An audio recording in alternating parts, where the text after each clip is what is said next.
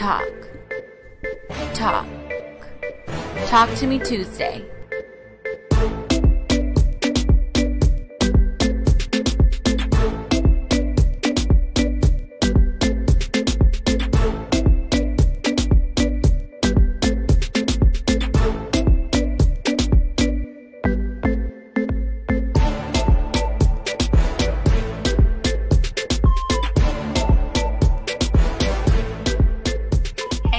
Welcome to Talk to Me Tuesday on a Tuesday. I'm your host, Madi B.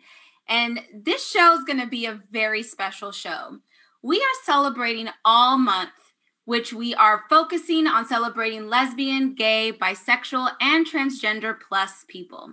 We celebrate the LGBTQ plus people in our life, in your workplace, and in your community.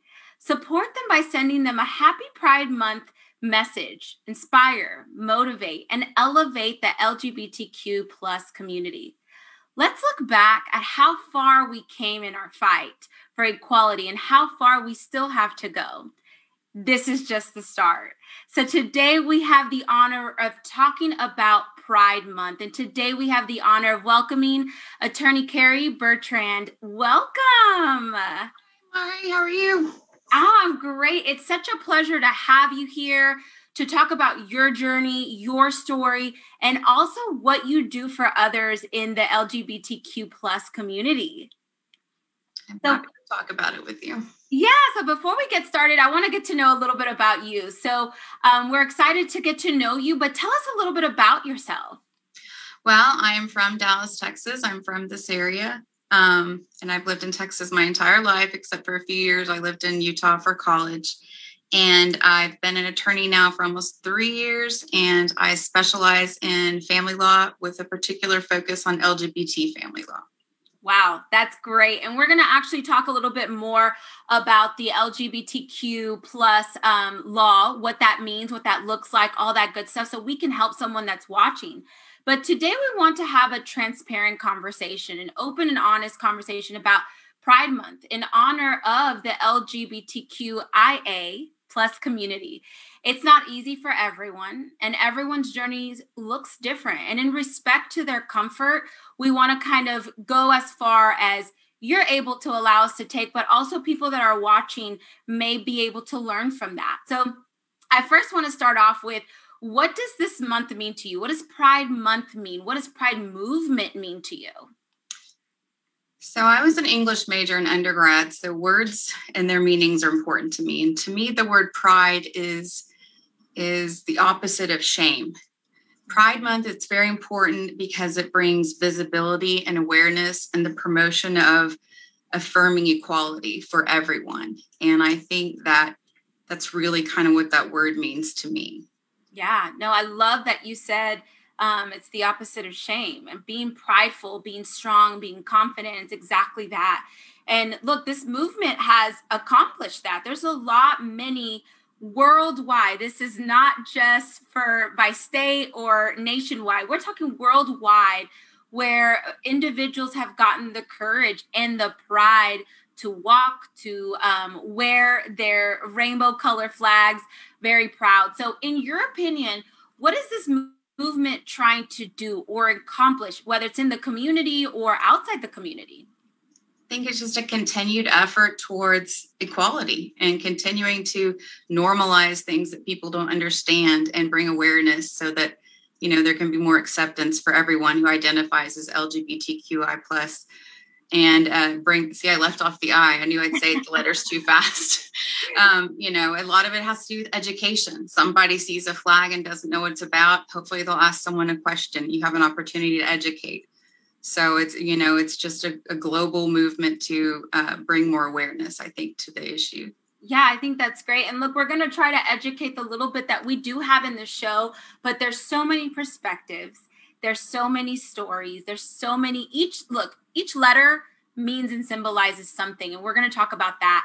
But let's talk first about the flag. Now, there is a flag that symbolizes this movement, and that's the rainbow flag. You see me today wearing it proudly, and it's saying, be kind, being kind to, this community and one another. So this flag represents people, like you said, globally, that represents the LGBTQIA rights movement. So tell me, what does this flag really mean to you?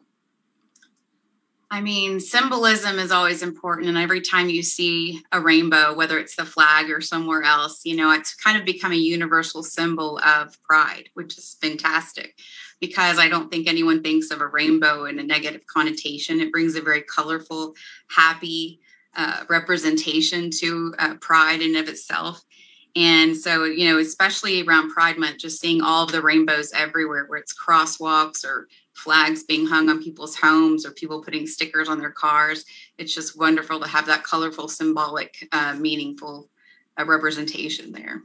Yeah. And look, it might not be you and that you're part of the community, but it also could be that you support it, you represent it, you want to be prideful for your fellow colleagues that are in the LGBTQ community. So I want to kind of talk a little bit about the flag. So, the flag was first brought out by this man named Gilbert Baker, queer rights activist, created the pride flag. Now, each color symbolizes and empowers people to live in their truth with hope.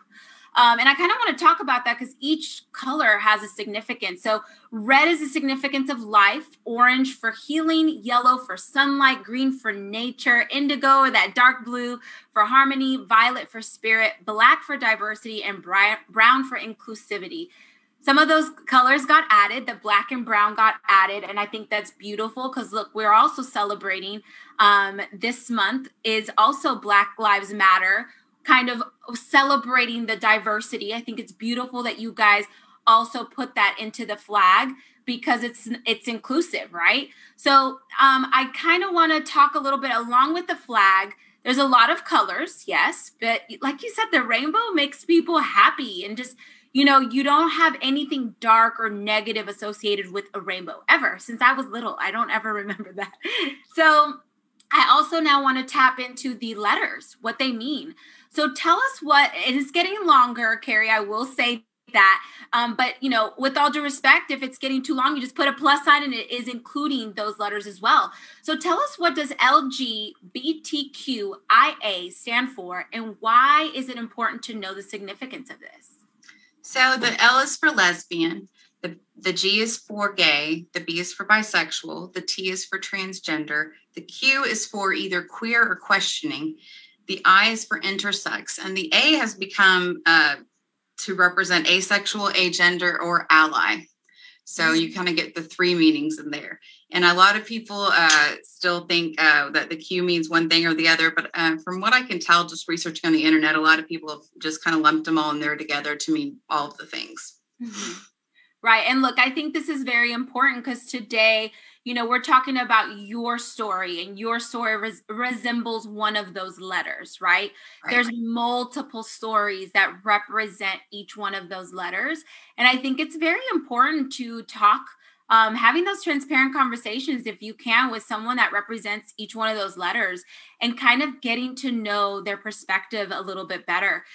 So today we're going to learn about you, Karri. And so tell us what letter you symbolize in this community.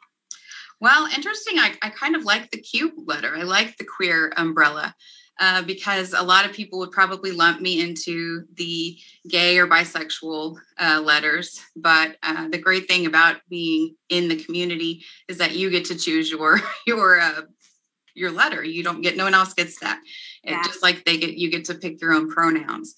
Queer is kind of just maybe I don't want a real specific label, but I mean, I am in a relationship with a female. I have been married to men in the past. I don't plan to go back, but I have a history with both. So. Yeah, I think that's beautiful and a great perspective because, look, there's many people that have a similar story that maybe experienced a certain gender before and now have a certain gender, or some have always started, at a younger age. Everyone's journey, as I keep saying, is different. Everyone's feeling and thoughts are different. So this is where I really recommend to really have a conversation with someone that follows each one of those letters so you can really understand the community. So, I want to kind of ask you, so love is love, Karri, and some, like I mentioned, know at an early age the type of love attraction they want as their partner. To me, love comes in every shapes and sizes, colors, smells, all kinds of stuff, right? So, Karri, tell us when you knew that you were in the part or a part of the LGBTQ plus community. Well, I was a late bloomer. I didn't really know until I fell in love with my current partner at 45. So it never occurred to me as a child. I was raised in a very conservative family, and my upbringing, it just never occurred to me. I think maybe had I been raised in a little less conservative family, I might have thought differently, but in my very square head, that was never something I would have considered. So I was definitely a late bloomer. Yeah. And so I love that we're kind of tapping into that. So being a late bloomer, what really, opened your eyes to see in that love attraction, or did you not look at gender and just fell in love with the person just for being a person? For me, it very much was the person. Mm-hmm. This is someone that had, approached me and flirted with me. And I was very, surprised by my response. I didn't expect it. It was a surprise. It was fun. I got the butterflies, and, it was very normal for me. It didn't feel weird. It didn't feel any different than it had when I had a crush on a boy. So I didn't really overthink it beyond that. Look, I think that's a great perspective you bring up because you were comfortable. You just let it happen organically. You had the butterflies. You really didn't question much. And that leads me to my next question. For some that are watching right now, how does someone know if they are part of the LGBTQ plus community, or if they need to, have an open mind in the person? So it can be very scary to follow those feelings for a lot of people. And I don't think anyone should rush into anything if they're not ready. But, at some point, you just have to trust your gut. You have to trust your own feelings and your own emotions. And, if it's something that could potentially make you happy, it's worth exploring. Yeah, that's a great word right there. Worth exploring and kind of seeing, it sounds like a melting pot. It's a melting pot of colors. It's a melting pot of words and letters. So a lot of people in society, look, I'm going to be 100% transparent, ask some of these questions that some people that are watching may be wondering. So a lot of people tend to ask, is this a choice? So I want you to elaborate, your feelings, but as well as maybe other feelings that you may have heard in the community, if this is a choice for you. It was a choice only in the sense that I chose to be with her. But beyond that, the feelings and the relationship just sort of happened, like you said, organically. And, I have a lot of friends in the community who absolutely have felt that way from a very young age. And it was not a choice. And either this is, black or white, or we have the room to say this is fluid, and everyone's experience might be a little different. And, I'm not sure that label is important, but I'm guessing it could be both, or it could be, neither. Yeah. It's just personal. Yeah, I think that's great. And I think that's with the respect we have to give people as well. It's personal. I will say it's an intimate feeling. It's how you feel. So even if you don't share that, it's personal, and it is okay to keep it to yourself because it is an intimate moment. Now, Karri, let's talk about your relationships and your family. So once you knew that you wanted to explore, once you knew that this personal feeling was valid, once you knew that you were going to be a part of the LGBTQ community, was it easy for you to tell your loved ones, your family, your parents, your siblings, all that good stuff? Absolutely not. Even I think if you have a very supportive family, I think that's scary, only because it's just a big change. For me, I was very nervous. I was very worried about acceptance. I was very worried about, how people would react. And I think there was nothing easy about that conversation. I just kind of had to jump and do it.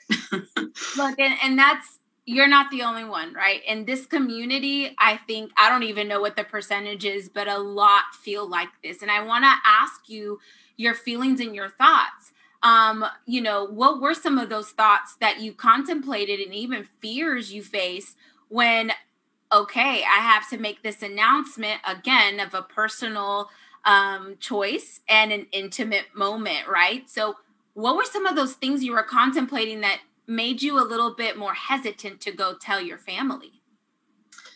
Well, obviously I worried about rejection.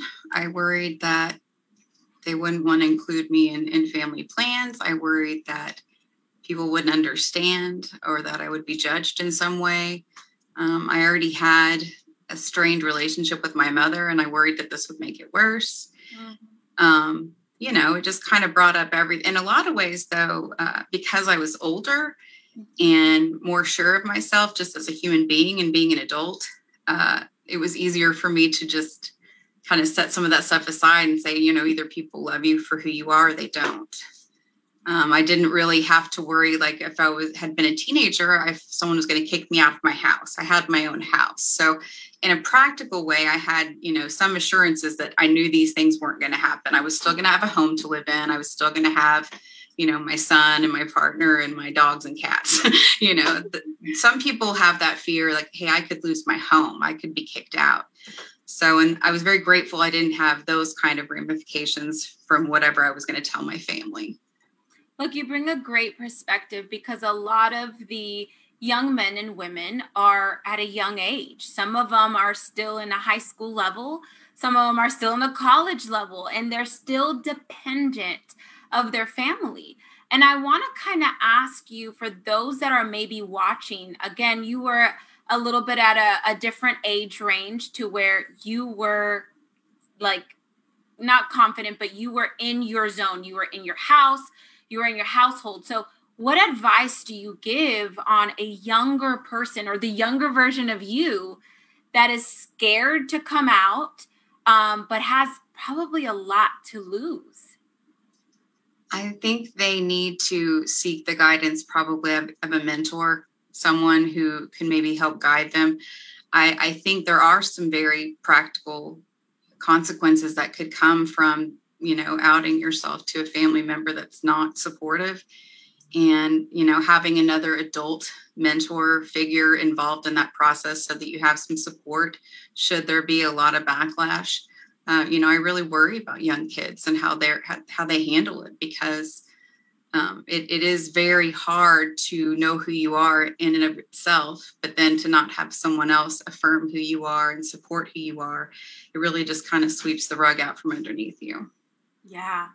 And I want to talk, after I get this question, I want to talk on the other perspective, on how we can help parents to better understand a little bit when that hard conversation does come to your table, your kitchen table.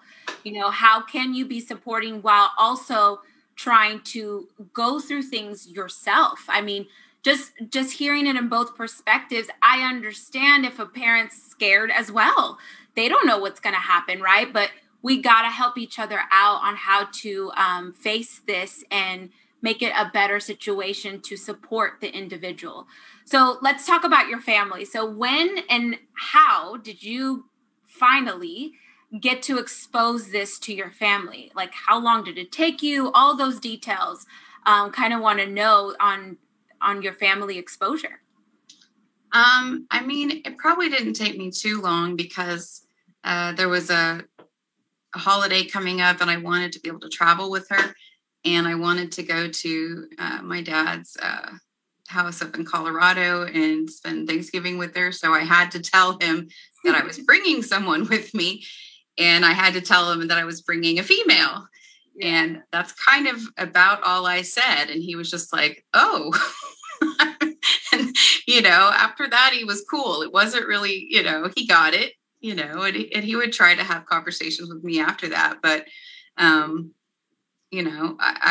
I just told it in my own way, and he went with it. And yeah, he didn't make it too uncomfortable after that. Yeah, I think that's also a good advice that you kind of just said is I told it in my own way. And I think that's what's important because just having to be able to say a very hard, intimate secret, I guess you could say, is hard. And you probably practiced it 1,000 times and it just didn't come out that way, right? So, a lot that many that are watching right now could relate to your story a lot. But your dad's first reaction was kind of a little, positive, and he kind of went with it. But let's talk about the reaction of maybe your other family members. You do have siblings, and you do have friends, and you even have a child. So tell us a little bit about their reaction. If it's bad, I mean, let's talk about it because I'm pretty sure it got better later, right? I think I'm the oldest of 10. And so a lot of my family members, I've been the one that, would go fight their battles for them if they needed me to, or stuck up for them at school when they were in elementary school.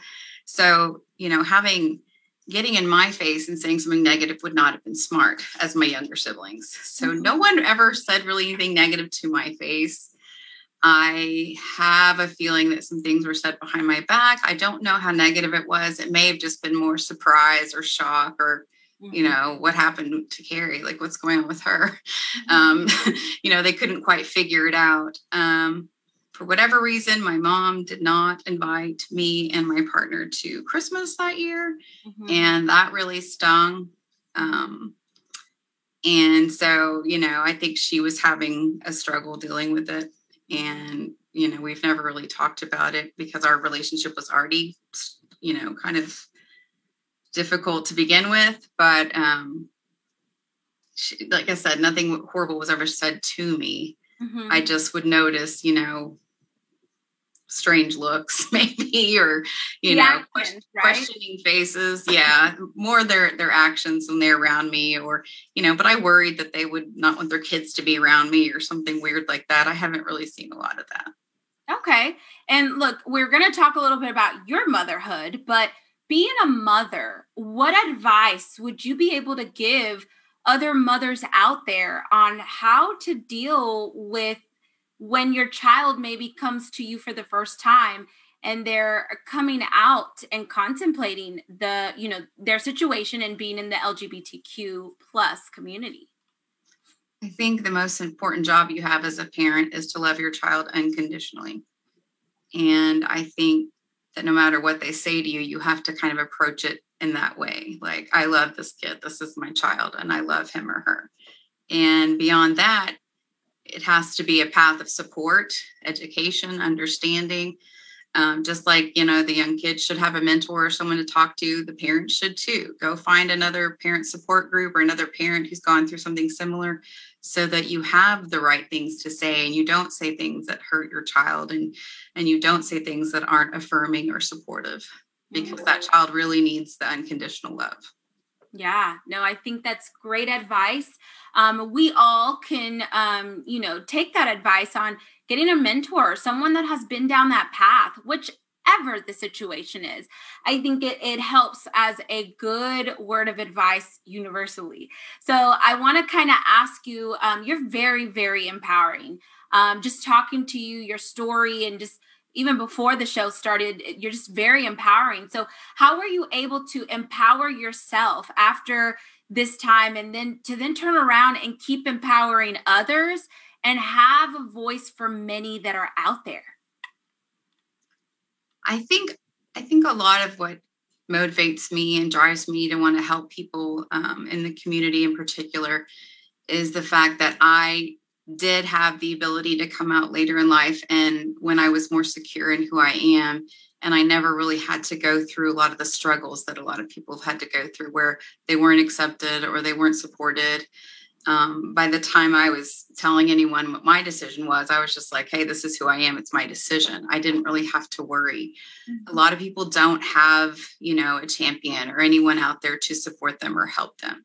And especially in the legal world, a lot of them are very lost as far as, how do I protect my rights legally, or what do I need to do to make sure that, nobody takes advantage of me. And I think being the oldest of that many children, that's always kind of been my role in life, is to go champion the underdog or go help someone who needs me. So it's just a natural role that I fell into. And I'm particularly, fond of the LGBTQ community because it affects me personally as well. And anyone who's, getting picked on or bullied or mistreated in any way, I definitely want to be there to help. Yeah. And look, I think we are, like I mentioned in my intro, we're at a better place now. However, we still have a long way to go. And I remember, and probably you remember, Karri, years back, some of the crimes and some of the things that were happening to bully this community were more frequent than now. And so I think, you having a voice and being a voice in the focus of the LGBTQ community plus, I think this is great. So, we're going to talk about the legal side. I know a lot of people are probably watching and want to know more because there's nothing really that was ever put legally for same sex. It was always just, the traditional law. So I'm very curious to hear some of the moves that you've done. But before we get into that, you did mention you have a partner. So that's awesome. And you are engaged. So congratulations. Thank you. So I want you to tell us a little bit more about how that relationship has allowed you to be also double secure in your identity. You are already secure, with your household and everything, but now having a partner that's supportive with you, how has that allowed you to flourish in your identity?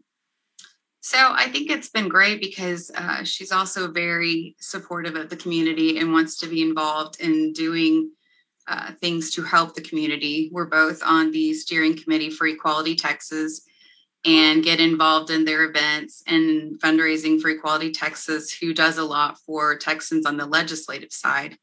And, she's very passionate about, helping me with that. She's obviously going to all of the big events, that the LGBTQ plus community puts on during the year.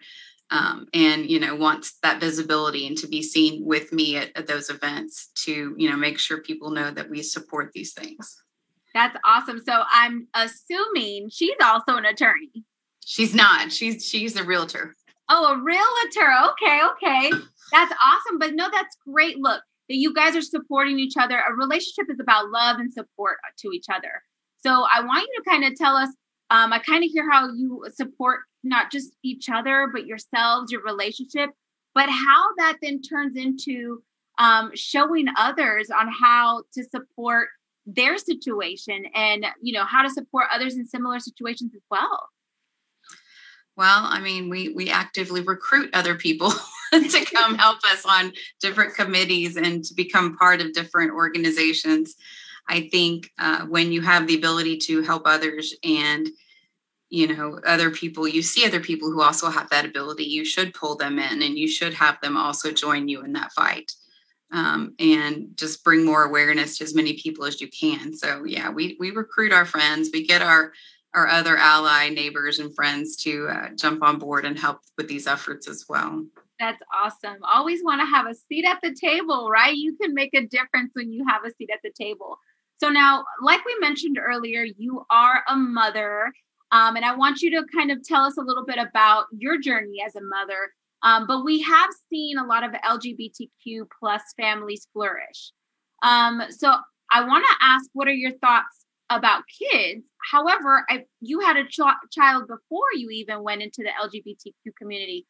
So talk to us a little bit about that on what are your thoughts with your child and this family? So you're right. I was married when I was younger and I had my son when I was 24. And that marriage lasted about 3 years. And I never had any more children. I think part of that is because I came from such a large family and I was not wanting to have a bunch of kids like my parents did. But then when I met Vicky, she had her son and he's 12. And, she and her former partner had, adopted him. And so we kind of had mine and hers and ours. But, you have to be more creative when you're in a same-sex relationship because you don't have children in the traditional way. Usually there's things like reciprocal IVF where one parent can carry the egg of the other parent. And, there's in vitro fertilization, there's surrogacy, there's adoption. There's lots of different options out there as far as family formation that are available to same-sex couples who want to have children. And you're right, they're having children, they're having happy families, and it's no different than any other family, which is great. Yeah, I think that is great. And I love that you went over the options, because I know a lot of people in society also wonder, same-sex marriage, how they're able to formulate or form a family in the LGBTQ plus community. So I want you to kind of talk to us a little bit about how was it to bring your child that first saw a completely different attraction and love prior to and gender, but then once you have your new partner, was that difficult for you to also, explain you're going to have pretty much two moms? It didn't faze my son at all. And it didn't really faze Vicky's son at all either. He had obviously had two moms before. And my son, because he was older, and he's part of a generation, honestly, that's very fluid and very open to this sort of thing. They're more open to it than I think a lot of adults these days. And he was actually pretty savvy. Like, he may have even known more than I did about, different genders and different pronoun usage and all that. He it didn't seem to faze him at all. If he thought something, he didn't tell me. So yeah, that's awesome. And now let's switch it a little bit, which may not be your situation, but bringing children into the family. What are your thoughts on that? Raising a child, just knowing the two parents on the household and how that may be different on the outside world for them. So, I'm guessing those families have to give at least the child a basic understanding of, hey, you have two moms. It's just like having a mom and dad or two dads. I know there's really good children's books out there that, these parents might be reading to their children, just so that if their children are asked something at school or by a peer, that they have a response. Because the kids, I don't think anything of it, especially if they're younger. These are just my parents. These are the two people who love me. But like you said, others around them may have questions or may not understand and may blurt something out. And, you want to make sure your child has something to say. Well, yeah, I have two moms and you have a mom and dad. So what? And then, they go back to the playground and play. It's not a big deal. And I think a lot of times it's not an issue, especially with young children. But yeah, I think there probably is some education that has to happen from the parents' perspective.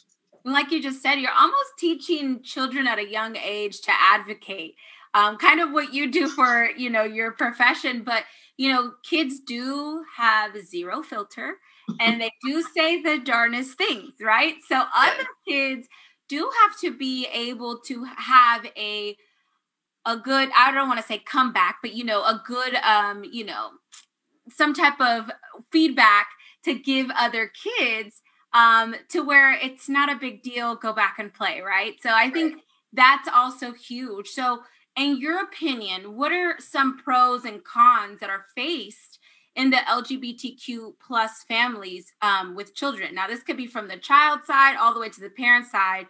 Just in your opinion, what are some of those pros and cons? As far as what other people say to them, or? Yeah, pretty much what society either says, think, all that good stuff, because we're, being transparent and educating, but there's still a lot of people that may not know and are mindful of the feelings. So what are your thoughts about that? So I guess you could see just anyone being different as a con. Sometimes we don't handle difference well. We don't respond well to it. So anything that is something someone hasn't seen before or experienced before, they may have a negative response to it. And so that's kind of where that education comes in, and people need to, say, hey, this is not unusual and this is normal. And, somebody needs to help normalize the situation, with some education. But yeah, anything different can bring on a negative reaction, so it's always, I'm sure parents, with little kids are always wondering, how is this going to be perceived? But, I think just getting over that hurdle initially, because there's no difference. Like, Yeah. Just another family. Yeah.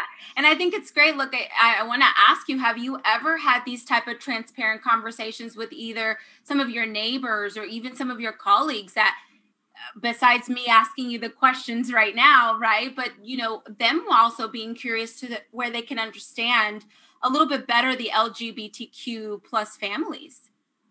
I have been asked questions by various people. And to me, luckily, those questions have just seemed curious.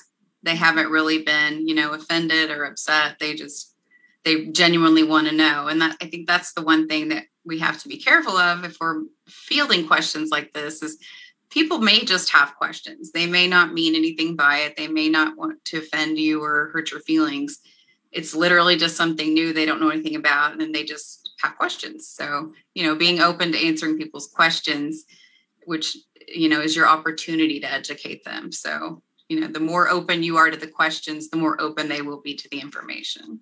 And I want to thank you for your openness and your transparency, not just on the show, but also for others out there, because it's people like you that are able to shed some light into really the thoughts and feelings. So just having that open heart in your side allows others to be educated and really understand. So I want to thank you for that, because I know it could be easy, and for some it's not that easy. So I think that's awesome that people feel comfortable coming to you and asking you. So now I want to get into the legal part. So this is your forte, and I know this is what you've spent a lot of time in. You focus on the LGBTQ law side of things, on the family law. So shed some light for us on the rights that parents have in the same-sex couples. So a lot of that's going to depend on how they formed their family, and whether or not they did a second parent adoption, whether or not, they drafted documentation to protect each parent's rights. If it's an adoption and they both have adopted the child, both of them are going to have the same rights. If it's a situation one parent is the biological parent, one, mother, for example, gave birth to the child, then, we have an issue with the non-bio parent, maybe doesn't have complete rights. Under the family code, children born to parties who are married are children of the marriage. Mm-hmm. We are not seeing where the laws of the state of Texas always support that, unfortunately. So these parents are still having to have their rights adjudicated, or they're having to adopt their children, which is difficult for a lot of parents. They don't want to have to adopt their own child. And I have clients that, flat out find it offensive. They, and I understand that, this is my child. I've been this child's parent since, he or she was born. Why should I have to adopt my child?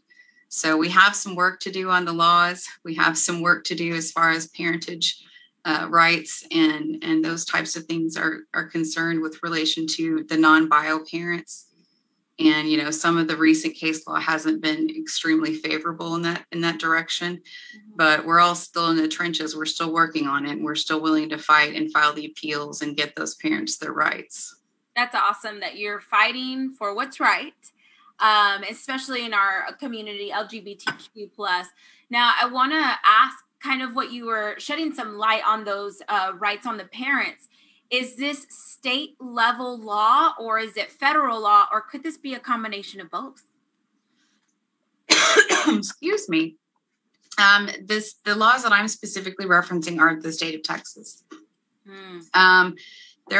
Federal law doesn't govern this, but the laws of the United States, such as constitutional rights,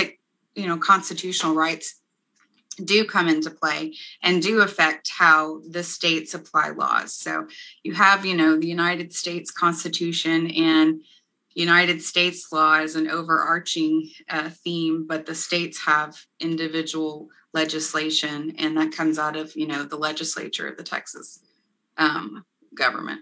It sounds like there's a lot of information, but there's also a lot of, work to be done. Like you said, there's a lot of probably holes for every scenario. It doesn't cover every scenario. And let's talk a little bit about the marriage law on marriage for same-sex LGBTQ plus community. Is every state able to marry now? Is there still certain states that you can't? Does the law differ? Tell us a little bit about that. So because Obergefell was, the United States Supreme Court decision that came out in 2015. All states should be allowing same-sex marriage. I think where we might have some discrepancies and other issues in how some of the states are applying it retroactively, and whether or not those states are acknowledging any common law marriage issues, which would be unique to a specific state. Not all states have common law marriage. Texas is one of the states that does. So, whether individual states are applying Obergefell retroactively or looking at those marriage rights, other than from 2015 forward, is probably going to differ from state to state.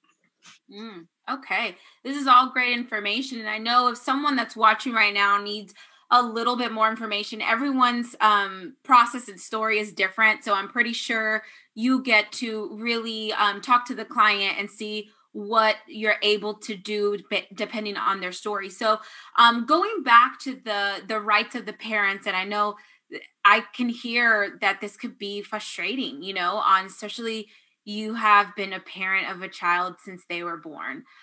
So what does this process look like for those parents, and how long does this process could it potentially take?